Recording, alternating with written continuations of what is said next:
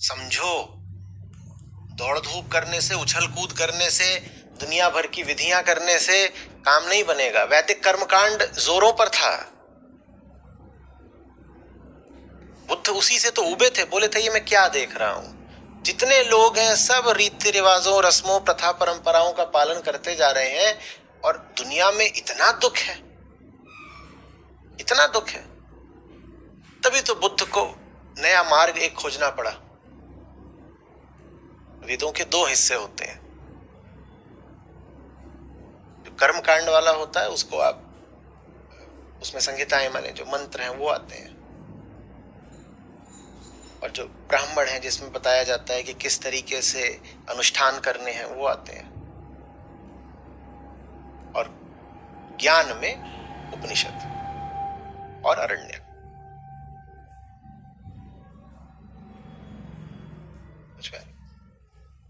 आम जनता किस पर चल रही थी? कर्मकांड पर मात्र। उसे ज्ञान से कोई मतलब नहीं। जैसे आज आम जनता को ज्ञान से मतलब नहीं, वो अपना लगे रहते हैं कि ये कर लो वो कर लो, पेड़ के चक्कर काट लो। तो वैसे ही उस समय के भी कुछ जबरदस्त तरीके के कर्मकांड थे, लोग उसी में लगे थे। लोग लगे हैं उसमें, ये बड़ी बात नहीं है। बात यह है कि लोग उसमें लगे हैं और दुख जैसे का तैसा है, बल्कि बढ़ता ही जा रहा है। और जो बिना समझे अपने दुख का उपचार करना चाहेगा वो हिंसक हो जाएगा। इसीलिए बुद्ध के साथ अहिंसा शब्द जुड़ा हुआ है। अहिंसा और कुछ नहीं, अज्ञान होता है। क्योंकि लोग ज्ञान मार्ग पर नहीं चल रहे थे तो भयानक रूप से हिंसक हो गए थे। जबरदस्त तरीके से भौतिक और मानसिक दोनों प्रकार की हिंसा चल रही थी। भौतिक हिंसा ये चल रही थी कि जो पशु बलि है वो एकदम चरम पर थी।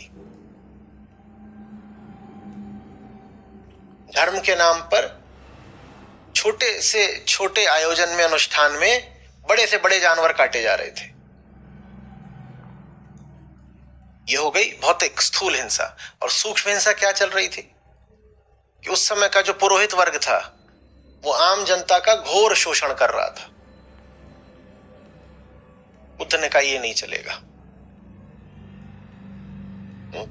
तो जो ज्ञान का मार्ग होगा वही अहिंसा का मार्ग होगा। जहां अज्ञान है वहां हिंसा आएगी ही आएगी। अज्ञान और हिंसा एक साथ चलते हो, एक ही चीज के दो नाम है। समझ में आ रही बात? बुद्ध कहते हैं समझो, बिना समझे उछलने कूदने से नहीं होगा। तुम्हारा दुख नहीं दूर होगा। तुम किसी विषय के पीछे भागो, वो विषय कोई पशु हो सकता है, वो विषय कोई खेत खलिहान हो सकता है, कोई फल हो सकता है, कोई स्त्री पुरुष हो सकता है, राजसत्ता हो सकती है, या वो विषय तुम्हारी कल्पना कि कोई देवी देवता हो सकते हैं। उनके पीछे भागने से कुछ नहीं होगा, समझो। इसीलिए बुद्ध के वक्तव्यों में कुछ भी ऐसा नहीं है जो पराभौतिक हो। वो कहते हैं कल्पना का यहां खेल ही नहीं है। मुझे सीधी जमीनी तथ्यों की बात करनी है, मुझे इस भौतिक दुनिया की बात करनी है। मैं चिकित्सक हूं। चिकित्सक नहीं आगे बात करेगा कि आंख बंद करो, कल्पना करोगे तुम स्वस्थ हो गए तो तुम स्वस्थ हो जाओगे। बुद्ध के यहां ये सब नहीं है। वो बोलते हैं मुझे बिल्कुल जमीनी तौर पर प्रयोग परीक्षण से जानने दो कि इंसान दुखी क्यों है। उन्होंने लोगों की जिंदगियों को देखा, उन्होंने देखा कैसे लोग चीजों से भागते हैं, दूसरी चीजों से दूर भागते हैं, और ये जो भागना है यही दुख है। दौड़त दौड़त दौड़िया जेती मन की दौड़। और तुम दौड़ते हो, दौड़त दौड़त मन गिर पड़ा वस्तु ठौर की ठौर। तुम्हारा आरंभ और अंत दोनों दौड़ने में होता है। पैदा होते हो दौड़ते हुए, मरते भी हो दौड़ते हुए। जो वस्तु चाहिए वो दौड़ के मिलनी नहीं है। तुम्हारी समस्या ये नहीं है कि तुम्हारी दौड़ कम थी या दौड़ गलत दिशा में थी। तुम्हारी समस्या ये है कि तुमने कभी अपने रोग का सही निदान ही नहीं किया। तुम रोग से इतने त्रस्त हो गए कि रोग को समझे बिना दवाई की दिशा में निकल पड़े। कोई आदमी हो सकता है जो अपने रोग से इतना परेशान हो जाए कि ये संयम ही ना रख पाए कि रोग को समझ तो लूं। होता है ना, डॉक्टर साहब कुछ भी दे दीजिए, बहुत जोर की खुजली हो रही है। यही तो करते हो, और क्या करते हो? इतना भयानक, पूरे शरीर में भयानक खुजली हो रही है, कुछ भी दे दो। और डॉक्टर साहब के पास तो जाते नहीं। डॉक्टर साहब माने बुद्ध, वो चिकित्सक तो बुद्ध है, उनके पास कहां जाओगे? उनके पास जाओगे तो वो इतनी जल्दबाजी में कुछ देंगे नहीं। तो फिर डॉक्टर साहब कौन बन जाता है? खुद ही डॉक्टर साहब है, या अपने ही जैसा कोई नीम हकीम। बहुत खुजली हो रही है, वो कहे थोड़ा देख लूं कहां हो रही है, क्या हो रहा है। नहीं कुछ नहीं, आप कुछ दे दीजिए बस। तो हम अपनी अवस्था से इतने त्रस्त रहते हैं कि बिल्कुल पागल की तरह किधर को भी दौड़ पड़ते हैं, और पूरा जीवन इसी दौड़ में बीत जाता है। तुम जानते ही नहीं कि कोई चीज तुम्हें क्यों लुभा रही है। जो चीज तुम्हें लुभा रही है उसके पीछे वो वस्तु है, और उस वस्तु से संबंधित तुम्हारा अज्ञान है। ये दोनों मिलकर उस वस्तु को आकर्षक बनाते हैं। वस्तु के भीतर आकर्षण नहीं है, वस्तु के ऊपर आकर्षण तुम आरोपित करते हो, सुपर इम्पोज करते हो। तुम वस्तु पर आकर्षण प्रोजेक्ट करते हो। कोई वस्तु आकर्षक नहीं होती, कोई भी वस्तु आकर्षक नहीं होती, ना कोई वस्तु विकर्षक होती है। वस्तुएं तो वस्तुएं, उनमें क्या रखा है? सागर है, सागर में तरह तरह के रूप रंग आकार उठते रहते हैं, कोई विशेषकर आकर्षक या विकर्षक कैसे हो सकता है? इसी तरह ये प्रकृति का अनंत ब्रह्मांड है, सागर है, इसमें तमाम तरह की वस्तुएं उठती गिरती रहती हैं। कोई कैसे खास हो सकता है? सब वस्तुएं एक हैं, प्रकृति है, कोई खास है ही नहीं। लेकिन जो भीतर मान्यता बैठी हुई है वो किसी वस्तु को खास बना देती है। जब कोई वस्तु खास हो जाती है तो विषय कहलाती है। विषय के पीछे आप भागते हो, आप ये देख नहीं पाते हो कि आपके भीतर उस विषय के अभाव को लेकर जो मान्यता है, उसी ने उस विषय के भाव को अर्थपूर्ण बना दिया। मान्यता है बस। अगर कोई जगह ऐसी हो जहां के लोगों में ये बात भर दी जाए, उदाहरण के लिए बोल रहा हूं कि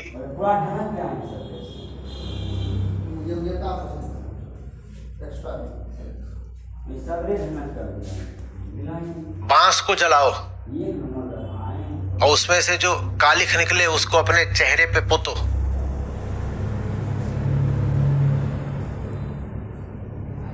बड़ा आनंद मिलेगा। वो लोग ये करने लग जाएंगे। वास्तव में उस बांस में कुछ नहीं है, उसको जलाने में भी कुछ नहीं है। जो कुछ है वो मान्यता में है। मान्यता चाहिए और बांस चाहिए। जब ये दोनों मिल जाते हैं तो दौड़ शुरू हो जाती है। मान्यता चाहिए और बांस चाहिए। मान्यता क्या? जो कुछ भी सत्य नहीं हो मान्यता है। सत्य के अतिरिक्त जो कुछ भी तुमने पकड़ रखा है सब मान्यता। और सत्य पकड़ा जा नहीं सकता, माने जो कुछ भी पकड़ रखा है सब मान्यता है। वो मान्यता आपको किसी ने सुझाई है, या तो शरीर ने या समाज ने। मैं पुरुष हूं, मुझे स्त्री मिल जाएगी तो जीवन तृप्त हो जाएगा।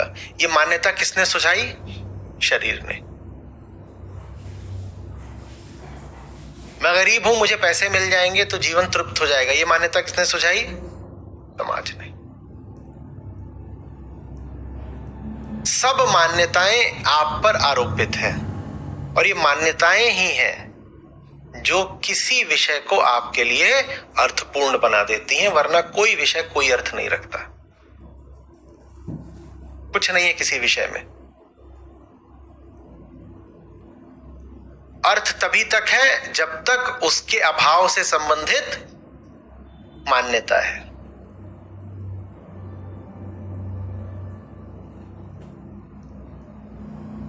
अभाव को मिटा दोगे तो भाव में जो अर्थ था वो भी मिट जाएगा। अब वो वस्तु तुम लेकर बैठे रहो, अर्थ तो उसमें है ही नहीं कुछ। वो चीज तभी तक आकर्षक थी जब तक दुकान में थी। घर ले आए तो चीज तो आ गई, अर्थ आया ही नहीं। जब तक दुकान में थी उसमें दो चीजें थी, एक तो वस्तु और दूसरा अर्थ। घर ले आए तो वस्तु तो रखी हुई है, सामने रखी है मेज पर, अर्थ बचा ही नहीं, क्योंकि अर्थ के लिए अभाव चाहिए। अभाव चला गया तो अर्थ भी चला गया, अभाव चला गया तो अर्थ भी चला गया।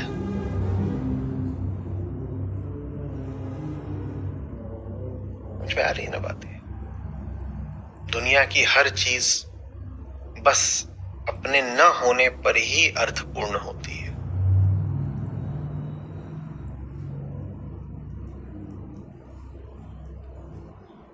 यही वजह है कि आम संसारी सत्य से बहुत दूर हो जाता है, क्योंकि सत्य के लिए न हो पाना संभव नहीं है।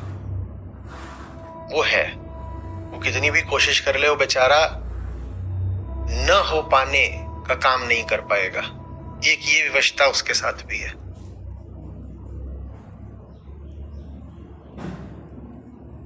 हमारे लिए वही चीज अर्थपूर्ण है जो नहीं है, और सत्य तो बेशर्त है, अनंत है, कोई जगह ही नहीं है जहां वो ना हो।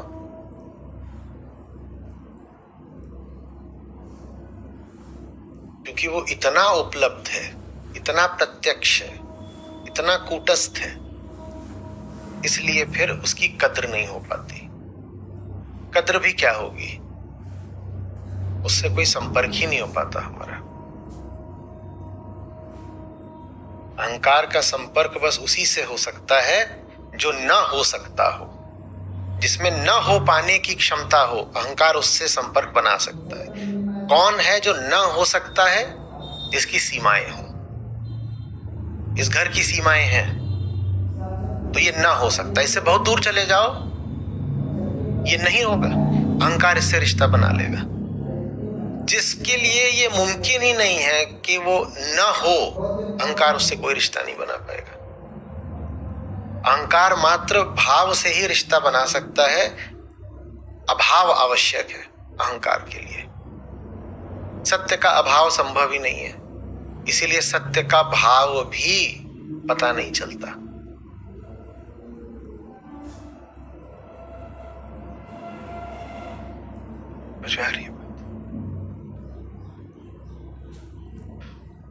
इसलिए जानने वाले कहते हैं कि सत्य से ज्यादा उपयोगी होते हैं। भाई बुद्ध की बात हो रही है, और बुद्ध ने तो हमेशा उपयोगिता की भाषा में बात करी। कहते थे मैं चिकित्सक हूं, मेरा उपयोग कर लो। जानने वाले कहते हैं कि सत्य से ज्यादा उपयोगी होते हैं चिकित्सक। सत्य से ज्यादा उपयोगी होते हैं सत्य के प्रतीक और प्रतिनिधि।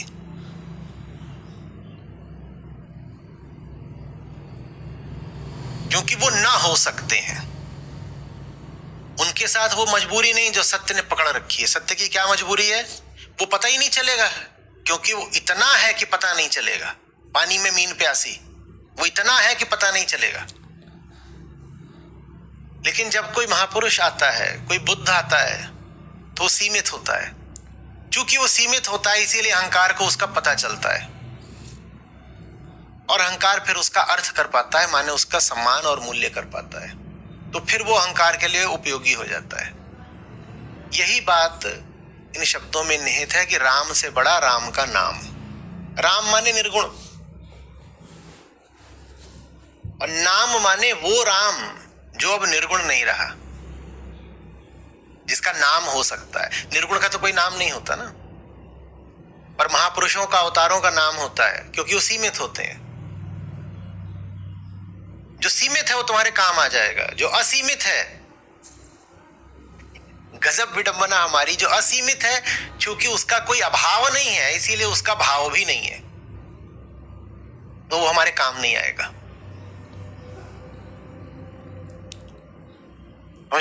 इसीलिए फिर गोविंद से बड़ा गुरु को मानते हैं, क्योंकि गुरु काम आ जाएगा। गुरु कुछ कुछ तुम्हारे जैसा है, सीमित है, उसकी अपनी सीमाएं हैं, और तो वो काम आ जाता है। गोविंद काम नहीं आते, निर्गुण काम नहीं आते, पर वो सगुण व्यक्ति जो निर्गुण को समर्पित रहे वो काम आ जाते हैं।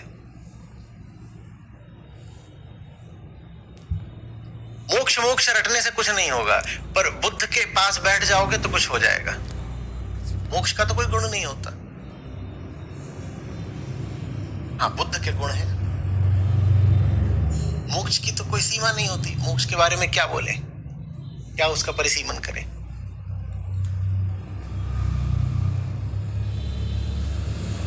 कोई पूछे कभी कि निर्वाण चाहिए कि बुद्ध चाहिए, तो निर्वाण मत चुन लेना, कुछ नहीं मिलेगा।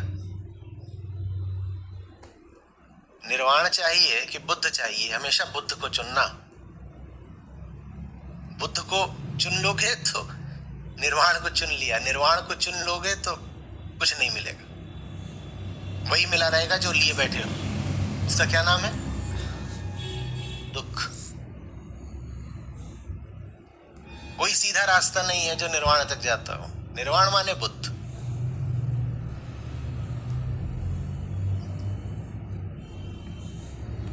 समझ में आ रही बात है? तो अहंकार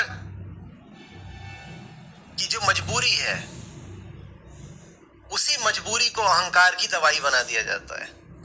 क्या उस मजबूरी अहंकार की? कि वो भाव से ही संबंध बनाएगा और भाव के लिए अभाव चाहिए। तो माने जो सीमित होगा उसी से रिश्ता बनाएगा। तो फिर मीठे तरीके से ऐसे कहते हैं कि स्वयं सत्य कहता है अच्छा ठीक है, तुम सीमित से ही रिश्ता बना सकते हो। तो आकाश सीमित होकर के अवतार बन के पृथ्वी